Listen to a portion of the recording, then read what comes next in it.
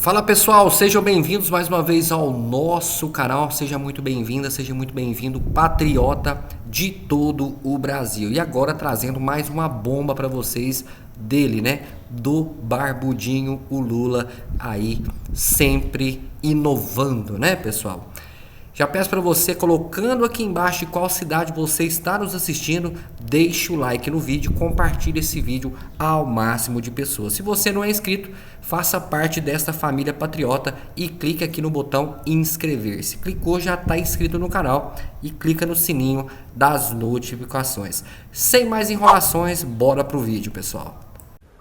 O STF fecha o cerco contra Bolsonaro e o Procurador-Geral da República indica que ele vai acusar Bolsonaro criminalmente após a eleição. E isso envolve muitas coisas absurdas. Fica aqui comigo para você entender. Dá uma olhadinha nessa nota que saiu aqui no Guilherme Amnado, no canal aqui do Metrópolis, do portal Metrópolis, e ele coloca exclusivo. O Gonê, que é o Procurador-Geral da República, vai denunciar Bolsonaro após o segundo turno. Procurador-Geral da República, Paulo Koné, analisa 2 inquéritos em que a Polícia Federal indiciou Jair Bolsonaro. E segue aqui dizendo, olha, o Gonê está analisando 2 inquéritos em que a polícia indiciou o ex-presidente pela suposta venda indevida das joias sauditas e pela suposta fraude em cartões de vacina. Gente, a fraude em cartão de vacina é crime praticamente aí quase de menor potencial ofensivo. Seria uma falsificação documental, em tese, sujeita a uma pena baixa, caberia um acordo de não persecução criminal, uma doação de cestas básicas. Isso é o que caberia aí no normal, se é que ele tiver responsabilidade. Eu não conheço essa investigação a fundo. Agora, a outra eu fui analisar. O caso das joias, como eu já analisei aqui em outros vídeos, é um caso em que o próprio Departamento de Servidores Públicos concursados à Presidência da República tinha enquadrado, certo ou errado, não importa, tinha enquadrado as joias como sendo do acervo privado do presidente. Isso dava direito para ele de dispor sobre essas joias. E se depois alguém entende que não deveria ser assim, que essas joias deveriam ser públicas, ele está protegido pelo parecer desse setor específico que dizia que as joias eram privadas, então ele não pode ser responsabilizado criminalmente. Ele pode até ter que devolver, caso depois se entenda, como se entendeu, que essas joias deveriam pertencer ao acervo público. Mas ele jamais pode ser responsabilizado criminalmente quando o setor apropriado disse que o negócio era dele. Justamente por isso que o Lula também não foi responsabilizado no caso das joias lá atrás. Então não é uma questão que de A contra B, Bolsonaro, Lula, esquerda, direita, é uma questão de justiça e de simples aplicação do direito penal como ele é.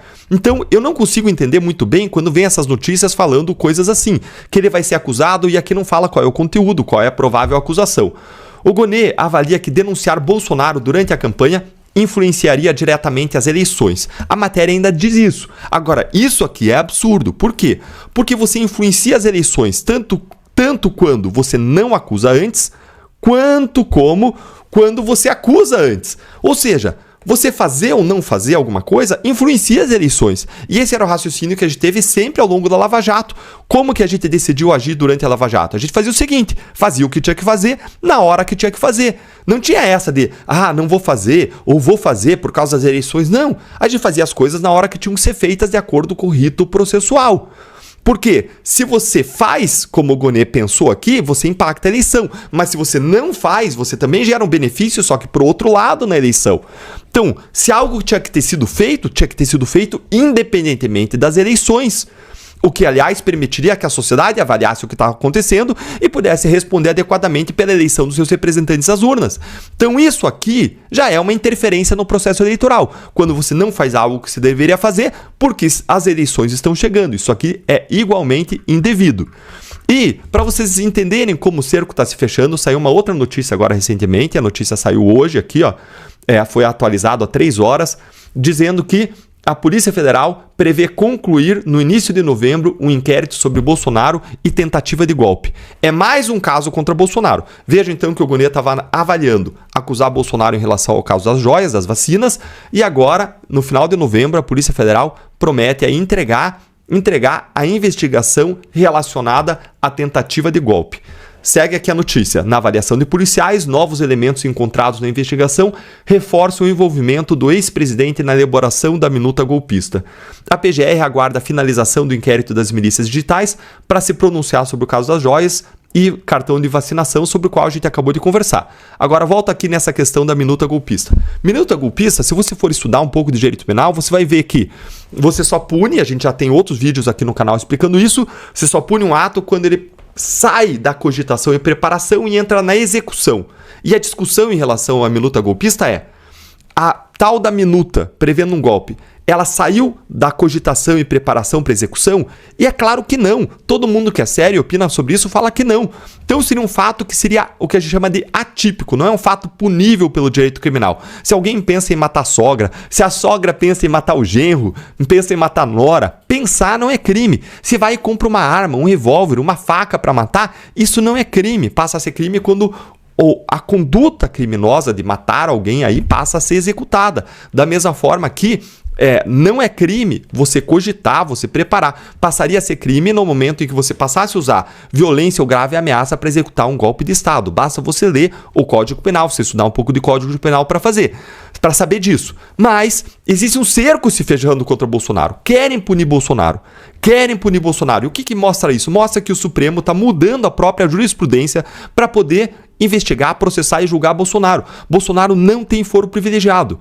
Ele não deveria estar sendo julgado no Supremo. Aí o que o Supremo faz? Muda o seu entendimento sobre foro privilegiado, faz um novo julgamento, dizendo: e a partir de agora, isso está sendo mudado agora, gente. A partir de agora, as pessoas que perderem foro privilegiado, que saem da função, vão continuar a ser julgados pelo Supremo.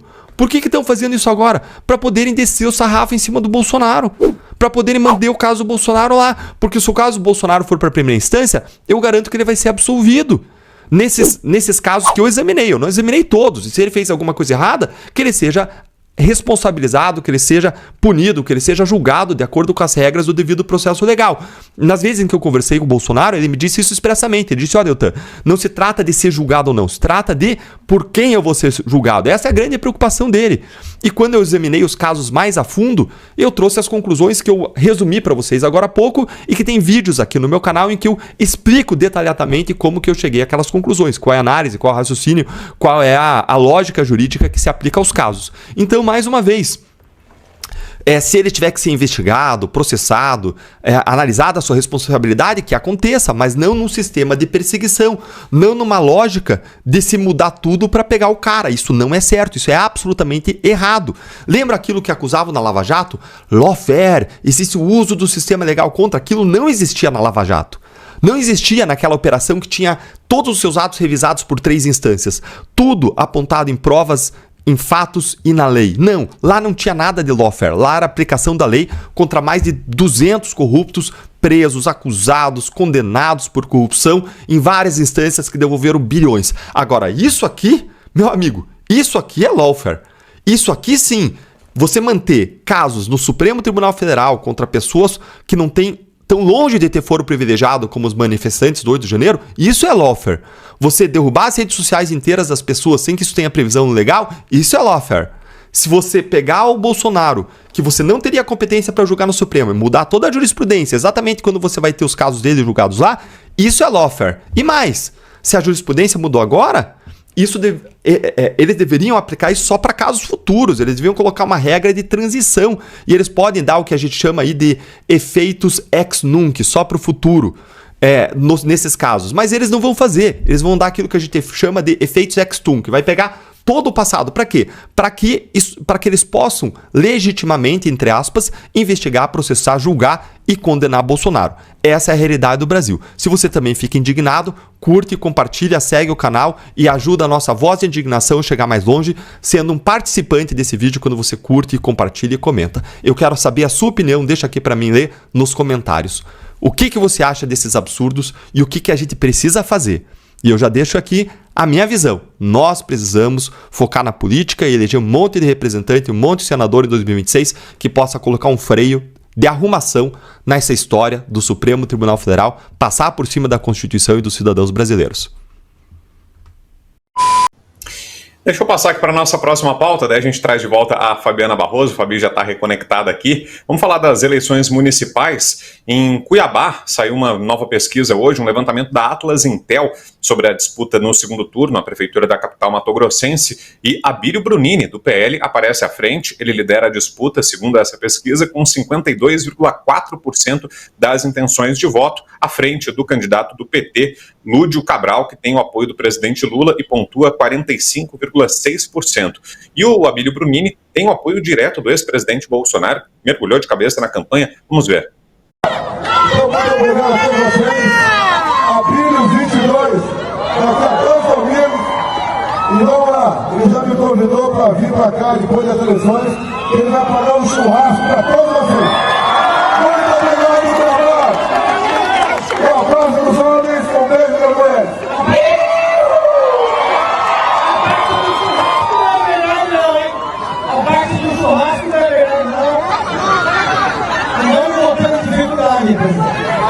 Pessoal, só quero dizer para vocês obrigado.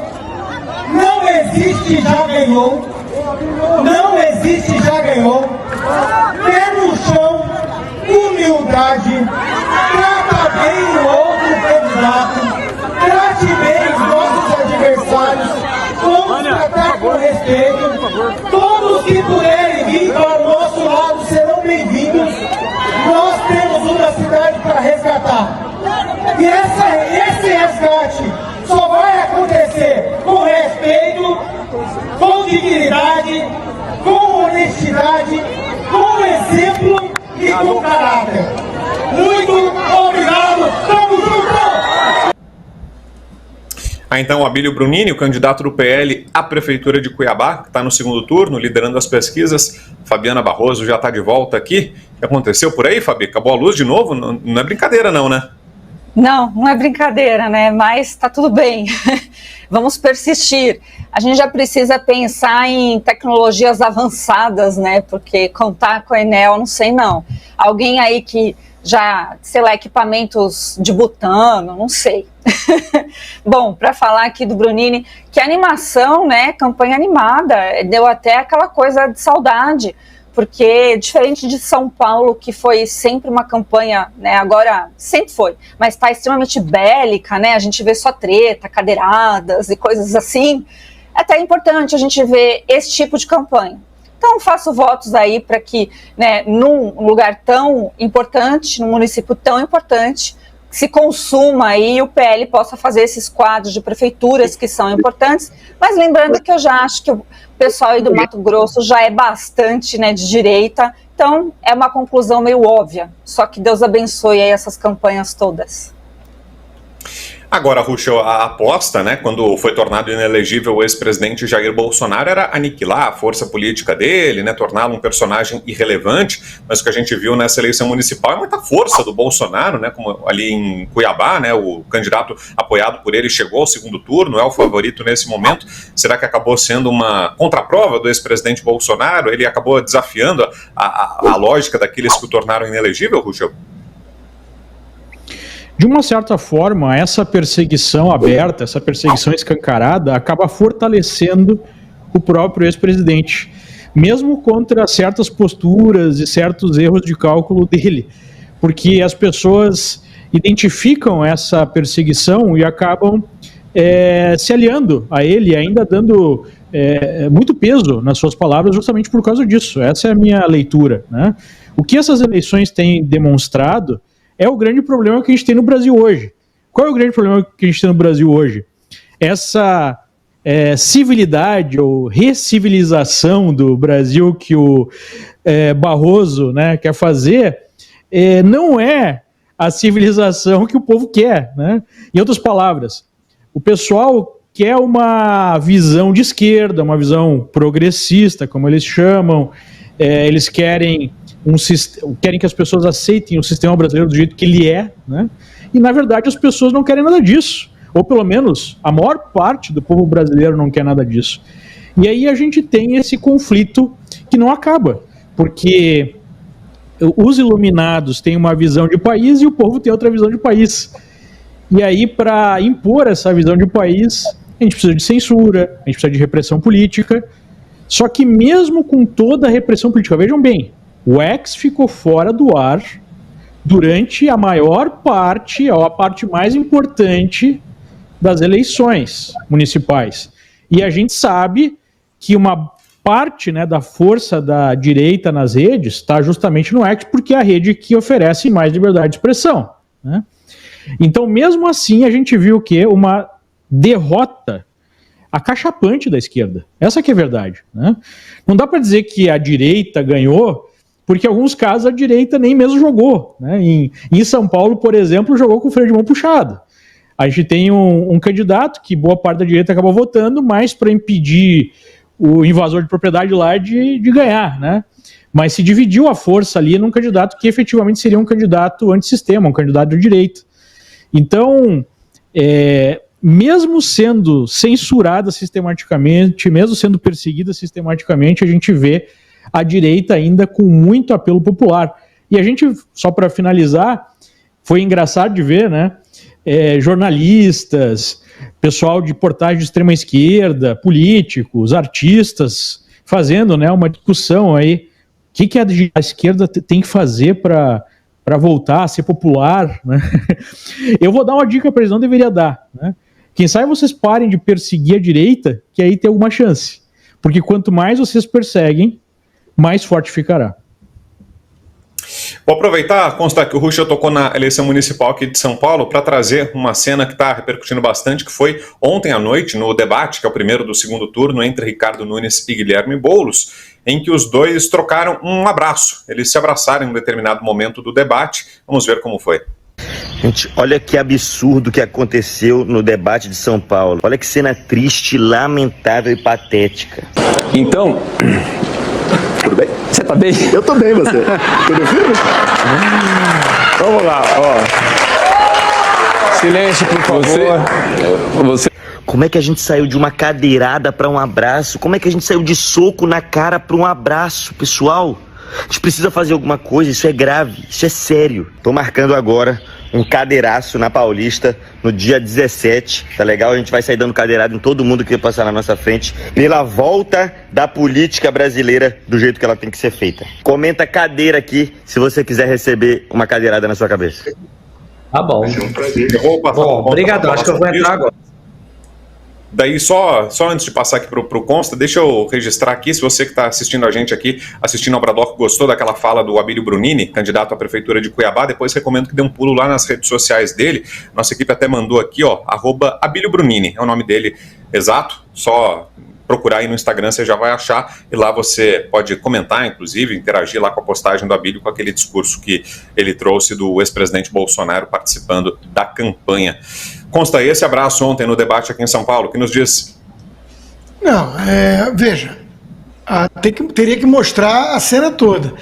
O Ricardo Nunes estava dando até uma boa humilhada no Boulos ali, e disse depois, eu não tenho medo de ninguém, eu cresci na periferia, só tenho medo de Deus, né? Você não gosta de trabalhar, então ele estava sendo bem duro até com o Boulos.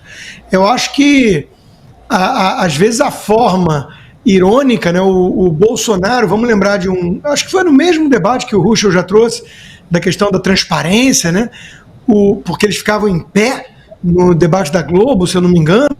O Bolsonaro estava muito mais descontraído e leve. Teve um momento que ele se aproxima do Lula e acho que cruza os braços e ri e fala alguma coisa do tipo, você tá tranquilo, Lula? Eu lembro vagamente dessa cena, né? Porque é às vezes uma forma de você ironizar, né? De você primeiro mostrar com o body language, a linguagem corporal, de que você está mais tranquilo e que coloca o outro como um agressor, né? O Nunes não deveria parecer, na minha opinião, frouxo com o Boulos. O Boulos é um comunista invasor de propriedades que tem um grupo criminoso que ele lidera, que jogava coquetel molotov na Fiesp e está sendo normalizado pela grande imprensa. O Globo fez uma votação entre os seus colunistas para esse debate e deu nota de 1 a 5, numa média 3,6 para o Boulos e 2,6 para o Nunes. O imitador de focas petista já está chamando, numa conversa com o Boulos, o Nunes de reacionário, fascista. Bom, o próprio Lula já virou agente da CIA na Venezuela, né? Então, a coisa é ridícula. O Nunes tem que expor o radicalismo do Boulos, mas como ele está numa situação mais confortável, agora é o segundo turno, são só 2, ele lidera com uma certa folga. Ele tem que, num debate, evitar erros grosseiros. É isso que ele tem que evitar. E se ele subir demais o tom, for muito radical, muito agressivo, isso pode afugentar uns votos aí mais moderados que ele precisa. Então, eu acho que ele está certo em parecer civilizado no debate. Aliás, parênteses, eu condenei e vou sempre condenar cadeirada em debate. Isso é inaceitável, né? Inaceitável. Eu critiquei alguns bolsonaristas que passaram pano pro Datena. Isso não pode, gente. Por mais que haja provocação de um lado, a resposta não pode ser uma cadeirada. Então, isso aí mesmo, tem que parecer mais leve, ser firme no conteúdo e chamar de comunista. Isso faltou, né? O Marçal agregou isso no debate de São Paulo.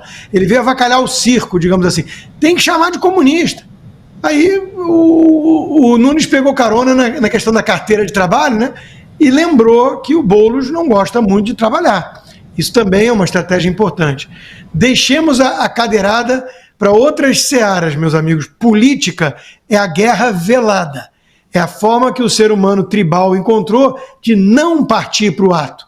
Se a gente parte para o ato na política, aí é melhor logo declarar guerra física. E você, Fabi, que achou desse abraço? Que falsidade. Ou melhor, eu acho que é um teatro até. Se bobear, eu já não sei mais. Acho que a gente tinha que fazer um intensivão para tentar entender, né? Primeiro, esses marqueteiros que recomendam essas coisas. Eu quero falar do Boulos, na verdade. Meu Deus do céu, o Boulos saiu para aquele, né, totalmente paz que ele estava no primeiro turno, para um cara bélico que ele sempre foi, mas com paletózinho e ternozinho do Marçal. Tá muito engraçado. Até o azul ele usou, o mesmo tom de azul, a camisa branca. Gente, que ausência de criatividade. Não é possível, Boulos, que você não tenha nada para entregar melhor. Né? Por que você não seja você mesmo? Vai lá com aquelas camisetas de revolucionário, aquelas calças jeans, né, que é tudo assim, porque é o que você é de verdade. Não adianta se colocar um terninho, não adianta simular um abracinho com inimigo para ver se fica mais bonitinho, né? Para falar, ai, nós somos os civilizados, nós somos o que o pessoal aqui de São Paulo gosta. Gosta nada, quem gosta de você, porque você só fica naquela bolinha, né? Perdeu tanto voto, mas tanto voto que era curral eleitoral seu e que entraram. Só faço votos agora para esse pessoal, pelo amor de Santo Pai, votar no Nunes. Pode ser com nojo, gente, não tem problema, mas não dá. Imagina esse invasor que está usando esse terninho, né, para dizer que ele é marçal. Só falta ele falar assim, destrava o código, umas coisas assim, maluca, né? Tá, olha, a eleição de São Paulo está bizarra, mas eu gosto de uma treta, tá, gente? Eu não gosto realmente de debate tudo arrumadinho. Eu sou da época do Quércia, que via a família inteira sentar para ver, mas era na palavra, né? Era na oratória, realmente. Né? Cadeirada não precisa mesmo, mas tá xoxo, gente, desculpa. Quem decide o voto por debate, me desculpa, mas você tem que procurar, né, o passado desses candidatos e votar no menos pior, nem que seja, mas vote. Deixa eu mudar de assunto aqui. A Fabi falou de teatro, vamos falar sobre outra área. Oi, vai lá, Ruchel, por favor, vai lá. Eu só queria falar uma coisa importante que acho que vale a reflexão aqui. Jogo de cena ou não, esse abraço, uma coisa que a gente tem que entender, eu acho que é muito importante, é que esse tipo de coisa, debate, né, ter candidatos, ter a possibilidade de votar num ou outro, é coisa que comunista só aceita durante a democracia. Quando eles tomam o poder, não tem abraço, na verdade tem prisão.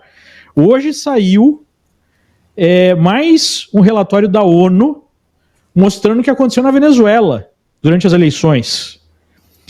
Perseguição, censura, assassinato, estupros contra opositores. E agora o Boulos está lá tentando se afastar dessa turma. Só que até bem pouco tempo atrás estava lá tirando foto, né, dizendo que não era ditadura. Então, uma coisa que as pessoas têm que entender, e a gente não pode deixar de lembrar nunca, O comunista só participa de eleições para chegar ao poder. Uma vez que ele chega ao poder, o objetivo é eliminar qualquer oposição, é não ter mais eleição. E isso eles chamam de democracia. Né? Então, esse negócio de terninho, de abracinho, de vou ser civilizado, vou debater, é só até chegar ao poder. Depois, esquece. Né? Então, acho que todo mundo precisa lembrar disso sempre, não podemos esquecer. Meus amigos, tá aí as informações. Agora vocês entenderam de fato o porquê de Rodrigo Pacheco não avançar com os pedidos de impeachment. Ficou bem claro neste vídeo, né, que o Rodrigo Pacheco realmente estava aí sendo, digamos, coberto pelo governo Lula. Pessoal, espero que vocês tenham gostado desse vídeo. Vai deixando seu like no vídeo, compartilha esse vídeo ao máximo de pessoas. Te agradeço de ficar até o final do vídeo. Vou ficando por aqui, mais tarde tem vídeo novo no canal. Um forte abraço, te espero no próximo vídeo.